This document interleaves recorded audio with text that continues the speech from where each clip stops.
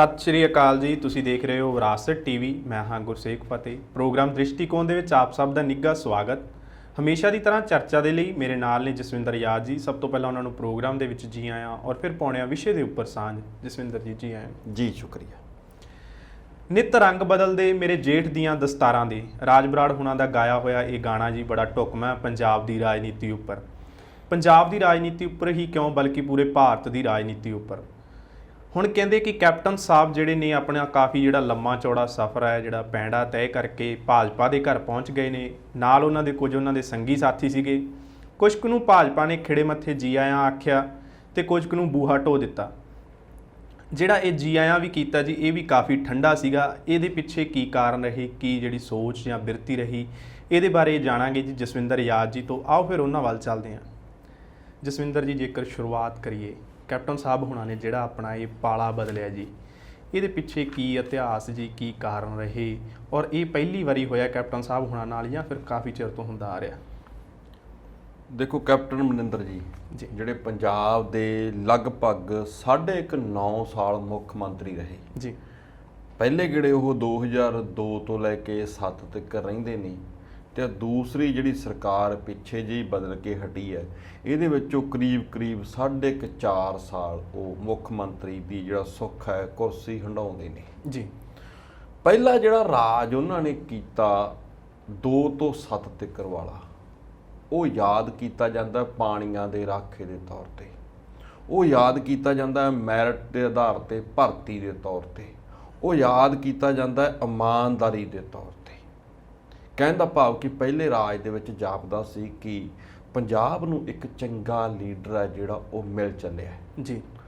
ਪਰ ਦੂਸਰਾ ਜਿਹੜਾ ਉਹਨਾਂ ਨੇ ਰਾਜ ਕੀਤਾ ਹੈ 17 ਤੋਂ ਲੈ ਕੇ ਜੇ ਕਹਿ ਦਈਏ 22 ਤੱਕ ਵਾਲਾ, ਉਹ ਬਿਲਕੁਲ ਹੀ ਉਲਟ ਰਿਹਾ, ਬਿਲਕੁਲ ਹੀ ਉਲਟ ਰਿਹਾ, ਜਿਹਦੇ ਵਿੱਚ ਨਾ ਤਾਂ ਉਹ ਪਾਣੀਆਂ ਦੇ ਰਾਖੇ ਵਾਲੀ ਭੂਮਿਕਾ ਆਪਣੀ ਨਿਭਾ ਸਕੇ ਜੀ। ਕਿਉਂਕਿ ਅਸੀਂ ਵੇਖਿਆ ਕਿ ਕੇਸ ਜਿਸ ਤਰੀਕੇ ਦੇ ਨਾਲ ਲੜੇ ਗਏ, SYL ਦਾ ਮਸਲਾ ਜਿਉਂ ਦੀ ਤਿਉਂ ਰਿਹਾ, ਨਾ ਹੀ ਉਹ ਆਪਣੀ ਇਮਾਨਦਾਰੀ ਨੂੰ ਬਰਕਰਾਰ ਰੱਖ ਸਕੇ। ਸੀਤਾਫਲਾਂ ਤੇ ਚੀਕੂਆਂ ਦਾ ਰੌਲਾ ਇੱਕ ਬਕਾਇਦਾ ਅੱਡ ਪੈਂਦਾ ਰਿਹਾ। ਇਸ ਤੋਂ ਇਲਾਵਾ ਕਿਸਾਨੀ ਅੰਦੋਲਨ, ਕਰੋਨਾ ਤੇ ਸਿਰਸੇ ਵਾਲੇ ਬਾਬੇ ਦੀ ਗ੍ਰਿਫਤਾਰੀ ਉਹਨਾਂ ਦੀਆਂ ਜੜ੍ਹਾਂ 'ਚ ਬਹਿ ਗਈ ਜੀ। ਚਾਹੇ ਉਹ ਰਸਮੀ ਤੌਰ ਦੇ ਉੱਤੇ ਸ਼ਾਮਲ ਹੋ ਗਏ ਨੇ ਭਾਜਪਾ ਦੇ ਵਿੱਚ, ਪਰ ਮੈਂ ਰਸਮੀ ਕਹੂੰਗਾ ਕਿਉਂਕਿ ਜਿਸ ਵਕਤ ਉਹ ਰਾਜ ਕਰਦੇ ਸੀ ਉਸ ਵਕਤ ਵਿਰੋਧੀਆਂ ਨੇ ਤਾਂ ਇਹ ਗੱਲ ਕਹਿਣੀ ਸੀ ਕਿ ਉਹ ਭਾਜਪਾ ਦੇ ਕਹੇ ਉੱਤੇ ਚੱਲਦੇ ਨੇ ਜੀ। ਉਹਨਾਂ ਦੀ ਆਪ ਦੀ ਪਾਰਟੀ ਦੇ ਕੁਝ ਉਹਨਾਂ ਨਾਲੋਂ ਵੱਖਰੇ ਵਿਚਾਰ ਰੱਖਦੇ ਲੀਡਰ ਵੀ ਇਹ ਗੱਲ ਕਹਿੰਦੇ ਸੀ ਕਿ ਉਹ ਭਾਈ ਹੁਣ ਪਹਿਲਾਂ ਵਰਗਾ ਰਾਜ ਨਹੀਂ ਦੇ ਪਾ ਰਹੇ। ਇਸ ਗੱਲ ਨੂੰ ਦੇਖਦੇ ਹੋਏ ਇੱਕ ਜਿਹੜਾ ਵਿਵਾਦ ਹੈ ਉਹ ਕਾਂਗਰਸ ਦੇ ਵਿੱਚ ਹੌਲੀ-ਹੌਲੀ ਹਵਾ ਫੜ ਗਿਆ ਜੀ।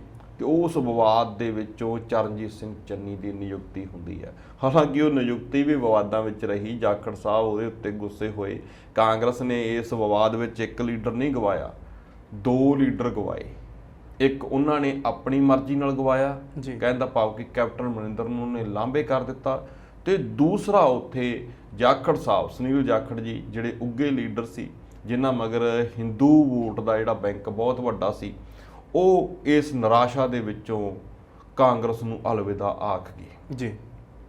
ਤੁਸੀਂ ਪੁੱਛਿਆ ਕਿ ਇਹਦਾ ਇਤਿਹਾਸ ਕੈਪਟਨ ਅਮਰਿੰਦਰ ਜੀ ਦਾ ਕੀ ਰਿਹਾ। ਮੈਂ ਤਾਂ ਕਹੂੰਗਾ ਕਿ ਕੈਪਟਨ ਅਮਰਿੰਦਰ ਜੀ ਨੇ ਇਸ ਵਾਰੀ ਤਾਂ ਭਾਜਪਾ ਜਿਹੜੀ ਉਹ ਕਾਂਗਰਸ ਵਿੱਚ ਰਹਿੰਦੇ ਹੋਈ ਜੁਆਇਨ ਕਰ ਲਈ ਸੀ ਜੀ। ਉਹਦਾ ਰਸਮੀ ਜਿਹੜਾ ਐਲਾਨ ਕਰਨਾ ਬਾਕੀ ਸੀ। ਫਿਰ ਉਹਨੇ ਆਪਣੀ ਜਿਹੜੀ ਪਾਰਟੀ ਬਣਾ ਦਿੱਤੀ ਸੀਗੀ ਪੰਜਾਬ ਲੋਕ ਕਾਂਗਰਸ, ਉਹਦੇ ਵਿੱਚ ਆ ਕੇ ਐਂ ਕਹਿ ਲਓ ਕਿ ਕਰੀਬ ਜਦੋਂ ਉਹ ਉਹਨਾਂ ਦੇ ਵਿੱਚ ਰਲ ਗਏ ਸੀ ਤਾਂ ਫੇਰ ਤਾਂ ਗੱਲ ਕਲੀਅਰ ਹੀ ਹੋ ਗਈ ਸੀ। ਪਰ ਹੁਣ ਤਾਂ ਵਲੀਨ ਹੀ ਹੋ ਗਏ ਨਾ ਜੀ। ਹੁਣ ਤਾਂ ਇੱਕ ਜਿੰਦ ਇੱਕ ਜਾਨ ਹੀ ਹੋ ਗਏ। ਹੁਣ ਤਾਂ ਉਹ ਹੋ ਹੀ ਪੱਕੇ ਭਾਜਪਾ ਹੀ ਗਏ। ਪਰ ਕੈਪਟਨ ਅਮਰਿੰਦਰ ਜੀ ਦਾ ਇਹ ਕੋਈ ਨਵਾਂ ਇਤਿਹਾਸ ਥੋੜ੍ਹਾ ਹੈ। ਸਾਡੇ ਦਰਸ਼ਕਾਂ ਨੂੰ ਲੱਗੂਗਾ ਕਿ ਕੈਪਟਨ ਅਮਰਿੰਦਰ ਜੀ ਨੇ ਪਹਿਲਾਂ ਪੰਜਾਬ ਲੋਕ ਕਾਂਗਰਸ ਬਣਾਈ, ਫਿਰ ਭਾਜਪਾ 'ਚ ਚਲੇ ਗਏ, ਤਾਂ ਖਣੀ ਉਹ ਸਿੱਧੇ ਹੀ ਭਾਜਪਾ 'ਚ ਚਲੇ ਜਾਂਦੇ ਜੀ। ਜੇਕਰ ਉਹ ਸਿੱਧੇ ਭਾਜਪਾ ਵਿੱਚ ਜਾਂਦੇ ਸੀ ਤਾਂ ਜਿਹੜੀ ਉਂਗਲ ਵਿਰੋਧੀ ਚੱਕਦੇ ਸੀ, ਜਿਹੜੀ ਉਂਗਲ ਵਿੱਚ ਬੈਠੇ ਵਿਰੋਧੀ ਚੱਕਦੇ ਸੀ ਕਾਂਗਰਸ ਦੇ, ਉਹਨਾਂ ਦੀ ਗੱਲ ਸਹੀ ਹੋ ਜਾਂਦੀ ਜੀ। ਸਹੀ ਹੋ ਜਾਂਦੀ ਤਾਂ ਇਸ ਗੱਲ ਦਾ ਭਾਜਪਾ ਨੂੰ ਵੀ ਤੇ ਕੈਪਟਨ ਅਮਰਿੰਦਰ ਦੇ ਅਕਸ ਨੂੰ ਵੀ ਖੋਰਾ ਲੱਗਦਾ। ਹਾਲਾਂਕਿ ਉਹਨੇ ਉਸ ਖੋਰਾ ਲੱਗਣ ਨੂੰ ਬਚਾਉਣ ਦੀ ਕੋਸ਼ਿਸ਼ ਕੀਤੀ, ਪਰ ਬਚਾ ਨਹੀਂ ਸਕੇ। ਉਹਨਾਂ ਦੀ ਪਟਿਆਲਾ ਸੀਟ ਦੇ ਉੱਤੇ ਕੱਟੇ ਦਾਨ ਕਰਨ ਤੋਂ ਬਾਅਦ ਵੀ ਉਹਨਾਂ ਦੀ ਸਥਿਤੀ ਅਸੀਂ ਦੇਖੀ ਕਿਸ ਤਰੀਕੇ ਦੀ ਬਣੀ ਰਹੀ ਜੀ। ਗੁਰਸੇਵਕ ਜੀ, ਇਹ ਪੰਜਾਬ ਦੇ ਲੋਕ ਨੇ, ਇਹ ਹੱਕਾਂ ਪ੍ਰਤੀ ਪਹਿਲਾਂ ਹੀ ਜਾਗਰੂਕ ਨੇ ਤੇ ਕਿਸਾਨੀ ਅੰਦੋਲਨ ਨੇ ਇਹਨਾਂ ਦੀ ਧਾਰ ਹੋਰ ਤਿੱਖੀ ਕੀਤੀ ਹੈ ਜੀ। ਉਹ ਜਿਹੜੀ ਧਾਰ ਹੈ ਉਹ ਸਾਨ ਤੇ ਲੱਗ ਗਈ ਹੈ। ਉਸ ਨੇ ਇਸ ਵਾਰੀ ਬਹੁਤ ਚੰਗੇ ਚੰਗੇ ਲੀਡਰਾਂ ਦਾ ਕਤਲੇਆਮ ਕੀਤਾ ਹੈ, ਸਿਆਸੀ ਕਤਲੇਆਮ ਜੀ। ਕੈਪਟਨ ਸਾਹਿਬ ਇਹ 7ਵੀਂ ਵਾਰੀ ਆਪਣਾ ਪਾਰਾ ਬਦਲਦੇ ਨੇ, 7ਵੀਂ ਵਾਰੀ ਇੱਕ ਪਾਲੇ ਚੋਂ ਦੂਜੇ ਪਾਲੇ ਵਿੱਚ ਜਾਂਦੇ ਨੇ। ਇਹ ਡੱਡੂ ਟਪੂਸੀ ਮਾਰਨ ਦੀ ਕੋਈ ਨਵੀਂ ਆਦਤ ਨਹੀਂ ਪਈ, ਇਹ ਜਵਾਨੀ ਦੇ ਵਰਿਆਂ ਵਿੱਚੋਂ ਹੀ ਇਹਨਾਂ ਕੋਲ ਇਹ ਆਦਤ ਹੈਗੀ ਹੈ। ਮੈਂ ਤੁਹਾਡੇ ਨਾਲ ਅੰਕੜੇ ਨਾਲ ਸਾਂਝ ਬਣਾਉਣਾ ਹੈ ਜੀ। ਕੈਪਟਨ ਅਮਰਿੰਦਰ ਜੀ ਆਪਣੀ ਪਹਿਲੀ ਜਿਹੜੀ ਚੋਣ ਲੜਦੇ ਨੇ 1970 ਦੇ ਵਿੱਚ, ਉਹ ਆਪਣੀ ਰਾਜਨੀਤੀ ਦਾ ਆਗਾਜ਼ ਕਰਦੇ ਨੇ। ਡਕਾਲਾ ਤੋਂ ਆਜ਼ਾਦ ਉਮੀਦਵਾਰ ਦੇ ਤੌਰ ਤੇ ਉਹ ਚੋਣ ਲੜਦੇ ਨੇ ਜੀ।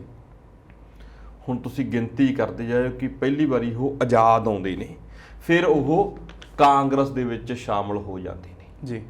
ਇਸ ਤੋਂ ਬਾਅਦ ਕੁਝ ਸਮੇਂ ਮਗਰੋਂ ਉਹ ਕਾਂਗਰਸ ਨੂੰ ਛੱਡ ਕੇ ਸ਼੍ਰੋਮਣੀ ਅਕਾਲੀ ਦਲ ਬਾਦਲ ਦੇ ਨਾਲ ਆ ਜਾਂਦੇ ਨੇ ਜੀ। ਹਾਲਾਂਕਿ 1984 ਦਾ ਜੋ ਦੌਰ ਪੰਜਾਬ ਤੇ ਰਿਹਾ, ਉਦੋਂ ਸਰਦਾਰ ਪ੍ਰਕਾਸ਼ ਸਿੰਘ ਬਾਦਲ ਤੇ ਨਾਲ ਦੀ ਨਾਲ ਕੈਪਟਨ ਅਮਰਿੰਦਰ ਦੇ ਵਿੱਚ ਬਹੁਤ ਵੱਡਾ ਇੱਕ ਜਿਹੜਾ ਕਹਿ ਦਈਏ ਕਿ ਫਰਕ ਪੈ ਗਿਆ ਸੀ। ਅੱਜ ਵੀ ਇੰਟਰਵਿਊਆਂ ਜਦੋਂ ਕੈਪਟਨ ਅਮਰਿੰਦਰ ਦੀਆਂ ਹੁੰਦੀਆਂ ਜਾਂ ਸਰਦਾਰ ਪ੍ਰਕਾਸ਼ ਸਿੰਘ ਬਾਦਲ ਦੀਆਂ ਹੁੰਦੀਆਂ ਤਾਂ ਇਹ ਉਸ ਦੌਰ ਨੂੰ ਛੇੜ ਲੈਂਦੇ ਨੇ ਜੀ। ਉਸ ਦੌਰ ਦੀ ਕਹਾਣੀ ਕਰਦੇ ਨੇ। ਇਹਦੇ ਉੱਤੇ ਕੈਪਟਨ ਅਮਰਿੰਦਰ ਜੀ ਕਹਿੰਦੇ ਨੇ ਕਿ ਮੈਂ ਸਪੈਸ਼ਲ ਇੱਕ ਕਿਤਾਬ ਵੀ ਲਿਖ ਰਿਹਾ ਬਾਦਲ ਦੀ ਰਾਜਨੀਤੀ ਦੇ ਉੱਤੇ, ਦੌਰ ਦੇ ਉੱਤੇ। ਚਲੋ ਖੈਰ ਉਹ ਕਦੋਂ ਤੱਕ ਉਹ ਚੋਂ ਕੀ ਨਿਕਲਦਾ ਉਹ ਵੱਖਰੀ ਗੱਲ, ਉਹਦੇ ਤੇ ਮੈਂ ਨਹੀਂ ਜਾਂਦਾ।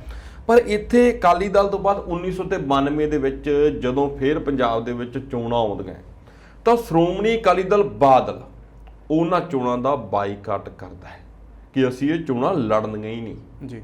ਪਰ ਕੈਪਟਨ ਅਮਰਿੰਦਰ ਜੀ ਤਾਂ ਉਹਨਾਂ ਦੇ ਨਾਲ ਹੁੰਦੇ ਨੇ, ਉਹ ਆਪਣੀ ਇੱਕ ਵੱਖਰੀ ਪਾਰਟੀ ਬਣਾਉਂਦੇ ਨੇ। ਇਹ ਦੂਜੀ ਵਾਰੀ ਵੱਖਰੀ ਪਾਰਟੀ ਬਣਾਈ ਉਹਨਾਂ ਨੇ ਜੀ। ਇੱਕ 1992 ਵਿੱਚ ਬਣਾਈ ਸੀ ਜਦੋਂ ਸਰਦਾਰ ਪ੍ਰਕਾਸ਼ ਸਿੰਘ ਬਾਦਲ ਨੇ ਚੋਣਾਂ ਲੜਨ ਦਾ ਜਿਹੜਾ ਉਹ ਇੱਕ ਐਲਾਨ ਕਰ ਦਿੱਤਾ ਸੀ ਕਿ ਅਸੀਂ ਨਹੀਂ ਲੜਨੀਆਂ ਚੋਣਾਂ, ਨਾ ਲੜਨ ਦਾ ਐਲਾਨ ਕਰ ਦਿੱਤਾ ਸੀ। ਤਾਂ ਕੈਪਟਨ ਸਾਹਿਬ ਵੱਖਰੇ ਹੋ ਕੇ ਉਹਨੇ ਪਾਰਟੀ ਬਣਾ ਲਈ ਸੀ, ਚੋਣਾਂ ਲੜੇ ਸੀ। ਕੁਝ ਸਮੇਂ ਬਾਅਦ ਭਾਈ ਉਹ ਫੇਰ ਅਕਾਲੀ ਦਲ 'ਚ ਆ ਗਏ ਸੀ ਜੀ। ਆਪਣੀ ਪਾਰਟੀ ਬਣਾ ਕੇ ਫੇਰ ਅਕਾਲੀ ਦਲ 'ਚ ਆ ਗਏ ਸੀ। ਪਾਰਟੀ ਬਣਾ ਕੇ ਕਿਸੇ ਨਾ ਕਿਸੇ ਪਾਸੇ ਜਾਂਦੇ ਨੇ, ਇਤਿਹਾਸ ਗਵਾਹੀ ਭਰਦਾ ਹੈ ਕਿਉਂਕਿ ਉਦੋਂ ਵੀ ਪਾਰਟੀ ਬਣਾ ਕੇ ਕਿਸੇ ਪਾਸੇ ਫੇਰ ਗਏ ਸੀ, ਹੁਣ ਵੀ ਪਾਰਟੀ ਬਣਾ ਕੇ ਉਹ ਕਿਸੇ ਪਾਸੇ ਗਏ ਨਹੀਂ। ਉਸ ਤੋਂ ਕੁਝ ਸਮਾਂ ਬਾਅਦ ਉਹ ਅਕਾਲੀ ਦਲ 'ਚ ਆ ਜਾਂਦੇ ਨੇ। ਫਿਰ 1997 ਵਿੱਚ ਜੀ ਸਰਦਾਰ ਪ੍ਰਕਾਸ਼ ਸਿੰਘ ਬਾਦਲ ਜੀ ਦੀ ਗੱਲ ਸੁਣੋ ਤਾਂ ਉਹ ਆਪਣੇ ਤਰਕ ਰੱਖਦੇ ਨੇ, ਕੈਪਟਨ ਅਮਰਿੰਦਰ ਜੀ ਦੀ ਗੱਲ ਸੁਣੋ ਤਾਂ ਆਪਣੇ ਤਰਕ ਰੱਖਦੇ ਨੇ। ਉਹ ਕਹਿੰਦੇ ਕਿ ਇਹ ਆਪਣੀ ਮਨਮਰਜ਼ੀ ਵਾਲੀ ਸੀਟ ਮੰਗਦੇ ਸੀ ਕੈਪਟਨ ਅਮਰਿੰਦਰ ਜੀ। ਜੀ।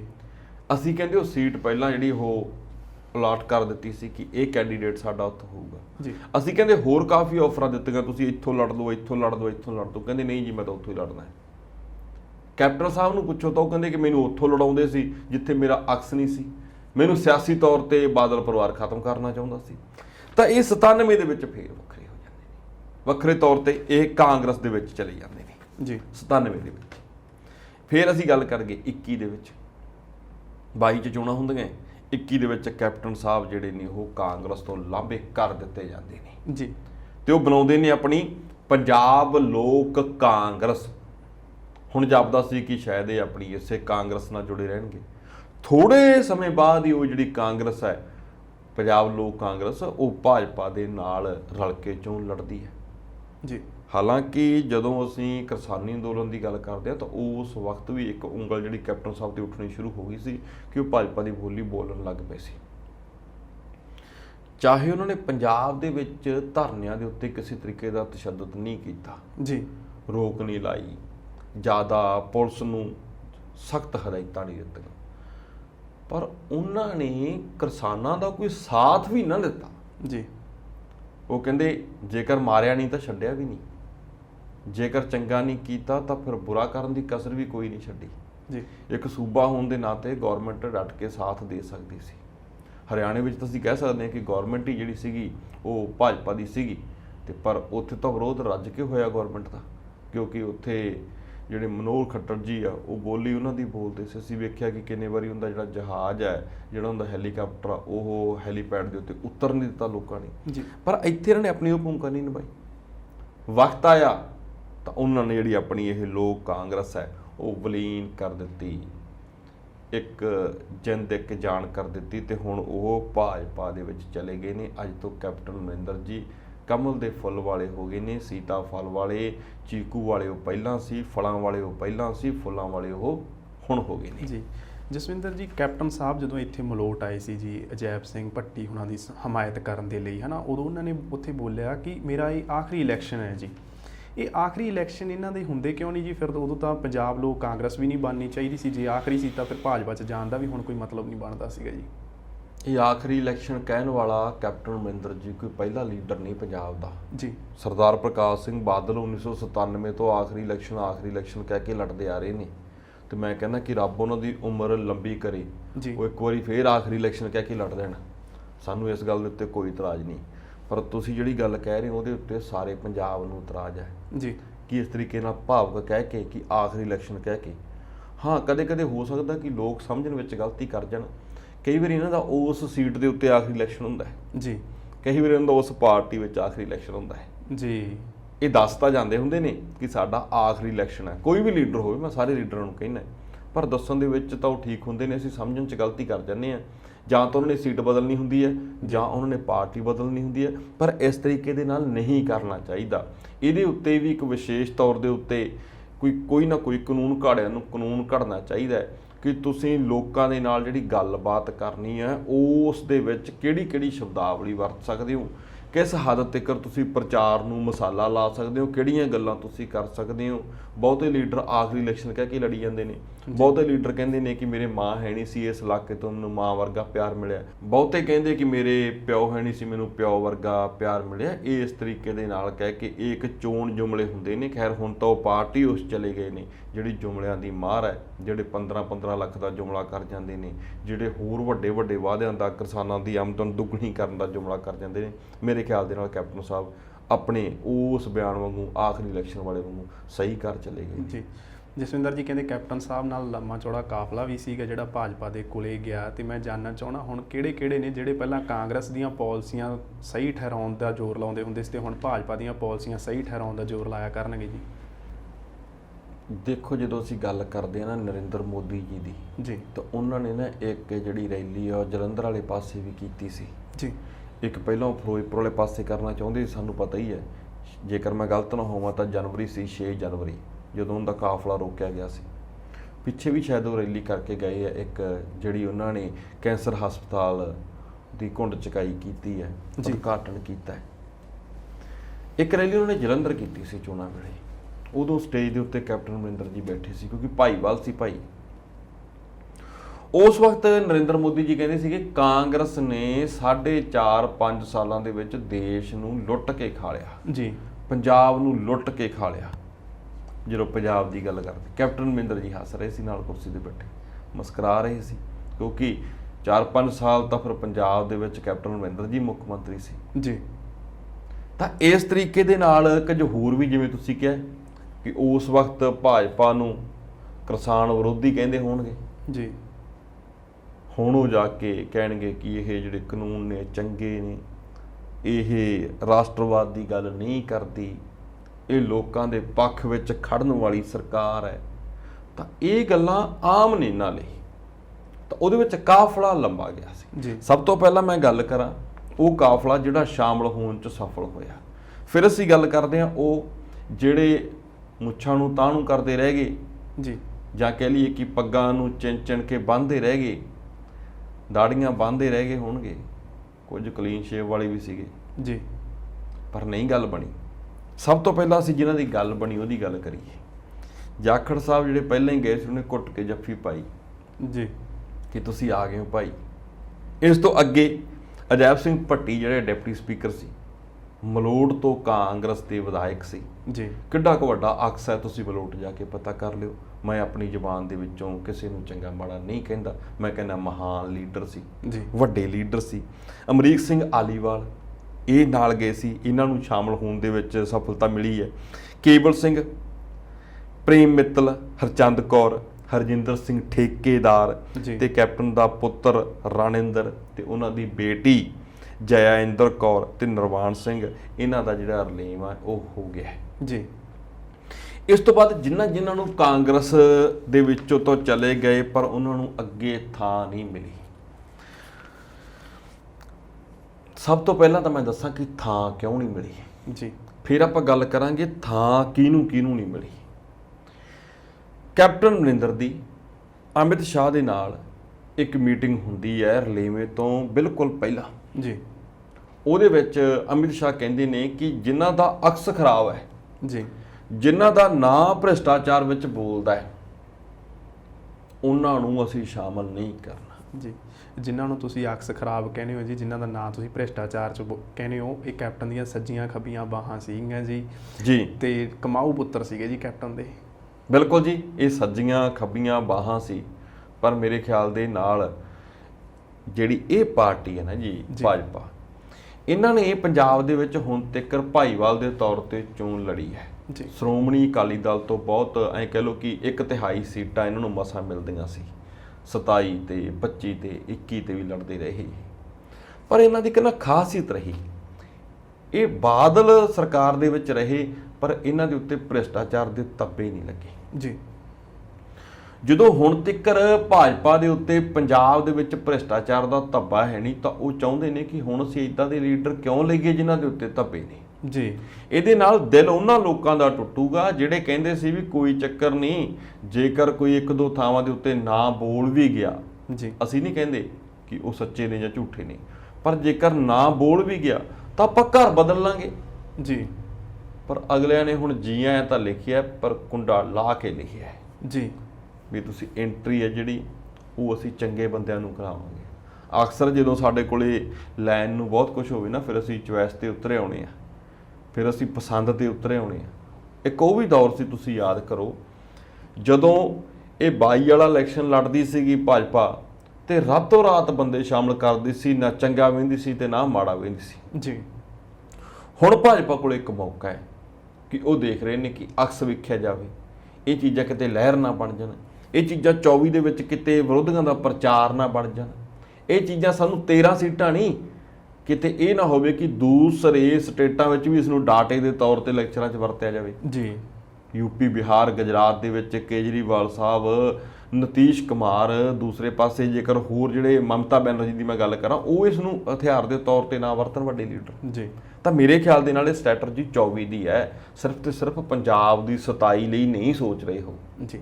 ਇਹਦੇ ਵਿੱਚ ਸਫਲਤਾ ਜਿਹਨੂੰ ਨਹੀਂ ਮਿਲੀ, ਉਹਨਾਂ ਦੀ ਜੇਕਰ ਗੱਲ ਕਰੀਏ ਤਾਂ ਸਭ ਤੋਂ ਪਹਿਲਾਂ ਜੇਕਰ ਮੈਂ ਗੱਲ ਕਰਾਂ, ਇਹਦੇ ਵਿੱਚ ਰਾਣਾ KP ਜਿਹੜੇ ਸਾਬਕਾ ਸਪੀਕਰ ਸੀ ਉਹ ਨਾਲ ਵੀ ਗਏ ਸੀ। ਸੁਣੋ ਜੀ, ਦਿੱਲੀ ਤੱਕ ਨਾਲ ਗਏ ਸੀ।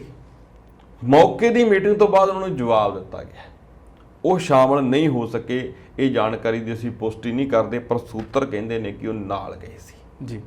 ਇਸ ਤੋਂ ਅੱਗੇ ਉਪ ਮੁੱਖ ਮੰਤਰੀ OP ਸੋਨੀ, ਜਿਨ੍ਹਾਂ ਦੇ ਉੱਤੇ ਕਰੋਨਾ ਕਾਲ ਦੇ ਵਿੱਚ ਸੈਨੀਟਾਈਜ਼ਰ ਮਹਿੰਗੇ ਖਰੀਦਣ ਦਾ ਜਿਹੜਾ ਮਾਮਲਾ ਹੈ ਉਹ ਜਾਂਚ ਦੇ ਵਿੱਚ ਖੁੱਲ ਚੁੱਕਿਆ ਹੈ, ਉਹ ਵੀ ਗਏ ਸੀ ਜੀ। ਸਾਧੂ ਸਿੰਘ ਧਰਮਸੋਤ ਨੂੰ ਕੌਣ ਨਹੀਂ ਜਾਣਦਾ ਜੀ, ਸਟੱਡੀ ਦੇ ਨਾਲ ਜੁੜੇ ਹੋਏ ਵਜ਼ੀਫਿਆਂ ਦਾ ਰੌਲਾ, ਜੰਗਲਾਤ ਦਾ ਰੌਲਾ ਉਹਨਾਂ ਦੇ ਨਾਲ ਪੈਂਦਾ ਹੈ।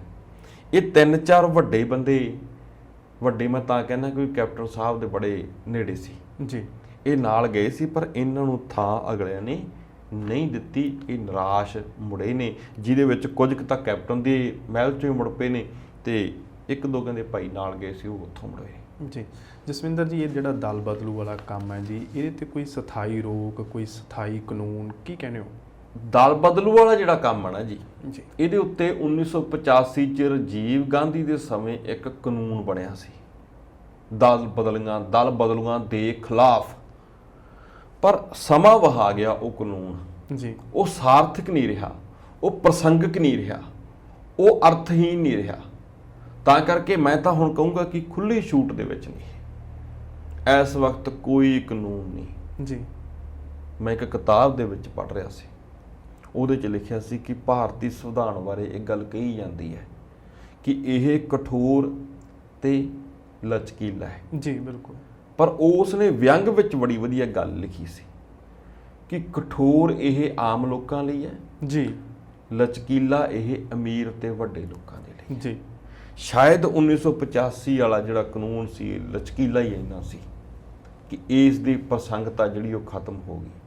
ਸਮੇਂ ਦੀ ਲੋੜ ਹੈ ਜੀ ਦਲ ਬਦਲੂਆਂ ਦੇ ਉੱਤੇ ਇੱਕ ਸਖਤ ਕਾਨੂੰਨ ਆਉਣ ਦੀ, ਪਰ ਕਾਨੂੰਨ ਬਣਾਉਣ ਵਾਲੇ, ਬਿੱਲ ਪਾਸ ਕਰਨ ਵਾਲੇ ਆਪ ਹੀ ਇੱਧਰੋਂ ਉੱਧਰ ਜਾਂਦੇ ਨੇ, ਕੋਈ ਬਹੁਤ ਵੱਡੀ ਉਮੀਦ ਨਹੀਂ ਰੱਖ ਸਕਦੇ ਜੀ। ਆਖਰੀ ਸਵਾਲ ਕਰਾਂ ਤਾਂ ਜੀ, ਤੁਹਾਨੂੰ ਜਾਪਦਾ ਵੀ ਕੈਪਟਨ ਸਾਹਿਬ ਦਾ ਹੁਣ ਉਹ ਅਕਸ ਹੈਗਾ ਜਦੋਂ ਉਹ 2 ਵਾਰੀ ਮੁੱਖ ਮੰਤਰੀ ਰਹੇ, ਤੇ ਜਾਂ ਫਿਰ ਭਾਜਪਾ ਇਹਦਾ ਕਿੰਨਾ ਕੁ ਲਾਹਾ ਲੈ ਸਕੂਗੀ ਜੀ? ਤੁਹਾਡੇ ਸਵਾਲ ਦੇ ਵਿੱਚੋਂ ਸਭ ਤੋਂ ਪਹਿਲਾ ਸਵਾਲ ਤਾਂ ਇਹ ਨਿਕਲਦਾ ਹੈ ਕਿ ਬੀਬੀ ਪ੍ਰਨੀਤ ਕੌਰ ਜਿਹੜੀ ਉਹਨਾਂ ਦੀ ਪਤਨੀ ਸੀ ਉਹ ਵੀ ਉਹਨਾਂ ਦੇ ਨਾਲ ਨਹੀਂ ਗਏ ਜੀ। ਉਹਨਾਂ ਨੂੰ ਜਦੋਂ ਪੁੱਛਿਆ ਗਿਆ ਪ੍ਰੈਸ ਦੁਆਰਾ ਤਾਂ ਉਹਨਾਂ ਨੇ ਉੱਤਰ ਦਿੱਤਾ, ਕਾਂਗਰਸ ਦੇ ਵਿੱਚ ਹੀ ਜਿਉਣਾ, ਕਾਂਗਰਸ ਦੇ ਵਿੱਚ ਹੀ ਮਰਨਾ, ਚਾਹੇ ਕਾਂਗਰਸ ਟਿਕਟ ਦੇਵੇ ਤੇ ਚਾਹੇ ਟਿਕਟ ਨਾ ਦੇਵੇ ਜੀ। ਇਹਦੇ ਉੱਤੇ ਪ੍ਰਤਾਪ ਸਿੰਘ ਬਾਜਵਾ ਕਹਿੰਦੇ ਨੇ ਕਿ ਜਿਸ ਲੀਡਰ ਦੇ ਨਾਲ ਉਹਨਾਂ ਦੇ ਘਰ ਦੇ ਨਹੀਂ ਗਏ, ਉਹਨਾਂ ਦਾ ਪੰਜਾਬ ਦੀ ਰਾਜਨੀਤੀ ਦੇ ਵਿੱਚ ਕਿੰਨਾ ਵੱਡਾ ਅਸਰ ਹੋਊਗਾ ਤੁਸੀਂ ਦੇਖ ਲਓ ਜੀ। ਤੁਹਾਡੇ ਸਵਾਲ ਦਾ ਉੱਤਰ ਪ੍ਰਤਾਪ ਸਿੰਘ ਬਾਜਵਾ ਵੀ ਦੇ ਗਏ ਨੇ, ਪਰ ਮੈਂ ਵੀ ਦੇ ਦਿੰਦਾ ਕਿ ਇਹਦੇ ਨਾਲ ਪੰਜਾਬ ਦੀ ਰਾਜਨੀਤੀ ਨੂੰ ਕੋਈ ਵੱਡਾ ਫਰਕ ਨਹੀਂ ਪੈਣ ਵਾਲਾ। ਕਿਉਂਕਿ ਜੇਕਰ ਅਸੀਂ ਇਹਦੇ ਪ੍ਰਭਾਵ ਹੁਣੇ ਵੇਖਣੇ ਹੋਣ ਤਾਂ ਮੈਂ ਕਹਿ ਦਿਆਂ ਕਿ ਹਲੇ ਅਸੀਂ ਪ੍ਰਭਾਵ ਵੇਖਣੇ ਨੇ ਜੀ। ਅਸੀਂ ਪ੍ਰਭਾਵ ਵੇਖ ਚੁੱਕੇ ਹਾਂ, ਕਿਉਂਕਿ ਕੈਪਟਨ ਸਾਹਿਬ ਅੱਜ ਰਸਮੀ ਤੌਰ ਤੇ ਰਲੇ ਨੇ, ਪਰ ਇਸ ਤੋਂ ਪਹਿਲਾਂ ਉਹ ਭਾਜਪਾ ਦੇ ਨਾਲ ਹੀ ਸੀ ਜੀ। ਚਾਹੇ ਉਹ ਆਪਣੀ ਪੰਜਾਬ ਲੋਕ ਕਾਂਗਰਸ ਬਣਾ ਕੇ ਸੀ, ਉਸ ਵਕਤ ਕਿੰਨਾ ਵੱਡਾ ਅਸਰ ਪਿਆ ਜਾਂ ਨਹੀਂ ਪਿਆ ਤੁਸੀਂ ਚੋਣ ਨਤੀਜਿਆਂ 'ਚ ਜਾਣਦੇ ਹੋ, ਜ਼ਮਾਨਤਾਂ ਜ਼ਬਤ ਜਾਣਦੇ ਹੋ। ਅੱਜ ਉਹ ਸਭ ਤੋਂ ਪਹਿਲਾ ਇਲੈਕਸ਼ਨ ਜਿਹੜਾ ਫੇਸ ਕਰਨਗੇ ਉਹ 2024 ਵਾਲਾ ਕਰਨਗੇ ਜੀ। 24 ਵਿੱਚ ਉਹ ਕਿੰਨਾ ਕਸਰ ਛੱਡ ਸਕਦੇ ਨੇ, ਕਿਉਂਕਿ ਜੇਕਰ ਉਹ ਆਪਣੀ ਪਟਿਆਲਾ ਦੀ ਵਿਧਾਨ ਸਭਾ ਸੀਟ ਜਿੱਤਣ ਦੇ ਵਿੱਚ ਅਸਫਲ ਰਹੇ ਨੇ, ਉਹਨਾਂ ਦਾ ਕੋਈ ਵੀ ਕੈਂਡੀਡੇਟ ਨਹੀਂ ਜਿੱਤਿਆ ਜਿਹੜਾ ਪੰਜਾਬ ਲੋਕ ਕਾਂਗਰਸ ਦੀ ਤਰਫ ਤੋਂ ਲੜਿਆ ਤੇ ਜਿੱਤਿਆ ਹੋਵੇ। ਨਹੀਂ, ਭਾਜਪਾ ਦੇ ਜ਼ਰੂਰ ਜਿੱਤੇ ਨੇ, ਇਸ ਤੋਂ ਇਲਾਵਾ ਸ਼੍ਰੋਮਣੀ ਅਕਾਲੀ ਦਲ ਦੇ ਜਿੱਤੇ ਨੇ, ਇਸ ਤੋਂ ਇਲਾਵਾ ਇੱਕ ਆਜ਼ਾਦ ਵੀ ਜਿੱਤਿਆ ਜੀ। ਇਸ ਤੋਂ ਇਲਾਵਾ ਜਿਹੜੀ ਪਾਰਟੀ ਨੇ ਸਰਕਾਰ ਬਣਾਈ ਹੈ ਉਹਨਾਂ ਦੇ 92 ਜਿੱਤੇ ਨੇ। ਤਾਂ ਅਸੀਂ ਅਕਸ ਕਿਸ ਤਰੀਕੇ ਦਾ ਹੈ, ਅਸਰ ਕਿਸ ਤਰੀਕੇ ਦਾ ਹੈ, ਪ੍ਰਭਾਵ ਕਿਸ ਤਰੀਕੇ ਦਾ ਦੇਖ ਚੁੱਕੇ ਹਾਂ ਜੀ। ਮੇਰੇ ਖਿਆਲ ਦੇ ਨਾਲ ਕੈਪਟਨ ਸਾਹਿਬ ਨੇ ਸਭ ਤੋਂ ਪਹਿਲਾਂ ਆਪਣਾ ਪ੍ਰਭਾਵ ਖਤਮ ਕਰ ਲਿਆ। ਜਦੋਂ ਵਿਅਕਤੀ ਆਪਣਾ ਪ੍ਰਭਾਵ ਖਤਮ ਕਰ ਲੇ ਤਾਂ ਫਿਰ ਕਿਸੇ ਦੇ ਨਾਲ ਜੁੜ ਕੇ ਕਿੱਡਾ ਕੁ ਪ੍ਰਭਾਵ ਛੱਡ ਸਕਦਾ ਹੈ, ਇਹ ਇੱਕ ਵੱਡਾ ਮਸਲਾ ਹੈ। ਇਸ ਦੇ ਨਾਲ ਸਿਰਫ ਇੱਕ ਦਿਲਾਸਾ ਮਿਲ ਸਕਦਾ ਹੈ ਭਾਜਪਾ ਨੂੰ ਕਿ ਉਹਨਾਂ ਨੂੰ ਇੱਕ ਸਿੱਖ ਚਿਹਰਾ ਮੂਹਰੇ ਲਾਉਣ ਵਾਸਤੇ ਮਿਲਿਆ। ਮੇਰੇ ਖਿਆਲ ਦੇ ਨਾਲ ਬਹੁਤ ਵੱਡਾ ਅਸਰ 24 ਵਿੱਚ ਤੇ ਨਾ ਭਵਿੱਖ ਵਿੱਚ ਇਸ ਦਾ ਦੇਖਣ ਨੂੰ ਮਿਲੂਗਾ। ਜੀ ਚਲੋ, ਸਮੇਂ ਨੇ ਦੱਸਣਾ ਹੈ ਜੀ ਭਾਜਪਾ ਆਪਣੇ ਪੈਰ ਇਹਨਾਂ ਸਟੈਪਸ ਦੇ ਥਰੂ ਕਿੰਨੇ ਕੁ ਜਮਾ ਸਕਦੀ ਆ ਪੰਜਾਬ ਦੇ ਵਿੱਚ। ਤੁਸੀਂ ਸਮਾਂ ਦਿੱਤਾ ਜੀ, ਚਰਚਾ ਕੀਤੀ, ਤੁਹਾਡਾ ਬਹੁਤ ਬਹੁਤ ਧੰਨਵਾਦ ਜੀ। ਤਾਂ ਤੁਸੀਂ ਦੇਖ ਰਹੇ ਸੀ ਜੀ ਵਿਰਾਸਤ ਟੀਵੀ ਉੱਪਰ ਸਾਡਾ ਖਾਸ ਪ੍ਰੋਗਰਾਮ ਦ੍ਰਿਸ਼ਟੀਕੋਣ। ਤੁਹਾਨੂੰ ਸਾਡਾ ਇਹ ਪ੍ਰੋਗਰਾਮ ਕਿਵੇਂ ਦਾ ਲੱਗਿਆ, ਆਪਣੇ ਫੀਡਬੈਕ ਸਾਡੇ ਤੱਕ ਜ਼ਰੂਰ ਪਹੁੰਚਦੇ ਕਰ ਦੇਣਾ ਜੀ। ਉਡੀਕ ਵਿੱਚ ਹੁੰਦੇ ਆ, ਕੱਲ ਫਿਰ ਮਿਲਾਂਗੇ ਜੀ ਕਿਸੇ ਮੁੱਦੇ, ਵਿਸ਼ੇ ਜਾਂ ਮਸਲੇ ਦੇ ਨਾਲ। ਉਦੋਂ ਤੱਕ ਲਈ ਦਿਓ ਆਗਿਆ। ਧੰਨਵਾਦ।